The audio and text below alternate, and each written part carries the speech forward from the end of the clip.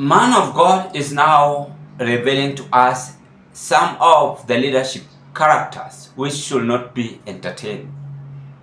And according to Bishop, is saying that the government of UDA has produced itself and exposed the demonic wisdom they are in.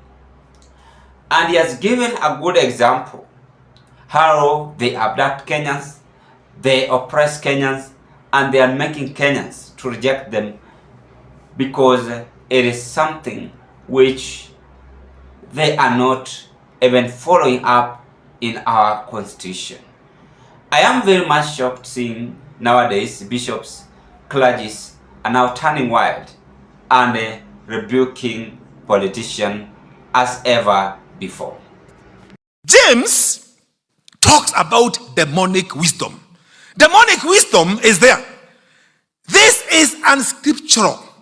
It harbors a lot of bitterness, envy, selfish ambition. We have seen this demonic wisdom with many of our politicians, who all they want is to have everything for themselves. They don't care. You saw this demonic wisdom do work the other day. The moment our Gen Zs went out to say there is wrong governance, the demonic people in this country sponsored goons. That is what we call demonic wisdom. Because in sociology, and go and study, they say, if you want something not to be accepted by the people, all you need to do is to make it evil. Let me give you an example. At one time, there was a movement in this country that was called Mungiki. Not the second one. The first one started by Gonyo Agakonya. That movement, its aim was to get land back to the peasants. The moment the rich people in this country and the politicians realized that their land is going to go, they sponsored an evil Mungiki. It was simply sponsored. This is what happened the other day. The moment Gen Zs went out, our politicians and influential people sponsored other young people to come and fight and to go and throw stones. And our young people were killed. We lost our young people. Why? Because of somebody who is demonic. And go and tell them. It's called demonic wisdom. And they think that they are wise. Actually, I can see them all over the country now running all over, thinking they are wise people. They are demonic. And unless they repent, they'll go to hell. And I like that spirit. That all they want is to have everything themselves. They don't care. This is something which I also keep telling you here. That if you want to go far as a nation, if you want to go far as a country, we must now stop this mediocrity of handout we are being given by our leaders. That is the first thing. Now, when we talk about the essential part of this video, and who is this video referring to? It is obvious attacking the current head of state directly.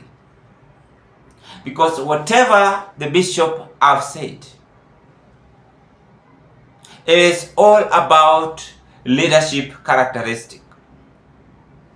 And when we talk about leadership characteristic, each and every person is accountable for that. When the Gen Zs demonstrated, they demonstrate and exercise their right according to Article 37 in our Constitution.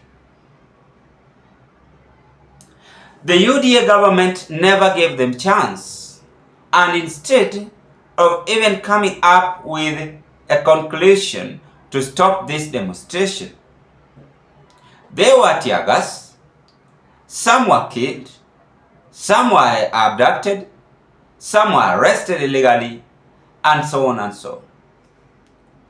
President himself came out and gave a press release by saying he now understood and he knows where the abductees were held.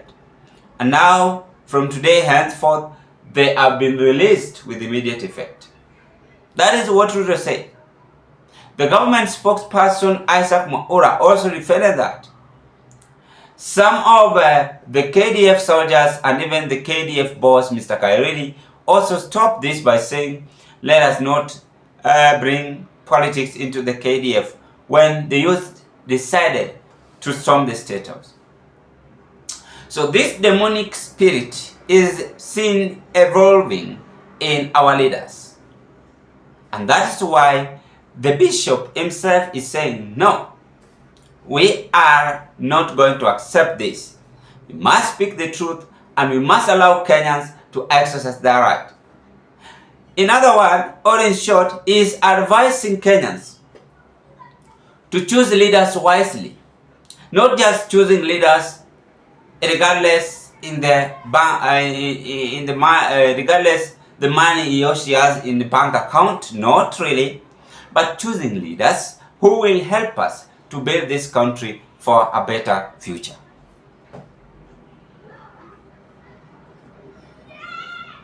So before we make this country turn into pieces, we must ask ourselves, is RUTO a good leader? Is Raila Odinga a good leader so far? Is Matiang'i a good leader? Is Kindiki a good leader? What about me? Am I a good leader? What about you? Everyone must be questioned. We must be put on a weighing machine. Not just coming up with 50 bob, convincing you, take this, then vote for me. Not making sense. But the spirit of now understanding must be acquired among ourselves, and also we must participate spiritually by ensuring that we appoint good leaders. And this is something which has disturbed us for many more years. Today, if you go to rural areas, no roads have been well built or constructed. Not because there is no money, it is because of corruption. Today, if you go to some urban areas, no good hospitals have been constructed. No medicine in the hospitals. Not because of lack of understanding. No. They understand it very well. But it's because they love themselves and they have that demonic power inside them.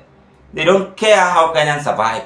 They don't care how someone takes breakfast. They don't care how someone purchases sugar, how someone purchases unga, how someone purchases food to put on the table. This spirit is going to haunt us if you are not keen. The only advice I can urge Kenyans to follow is to stop this spirit by ensuring say no to handout, stay focused, build yourself, and consider what you want to be in the near future, together with your children, sons and daughters.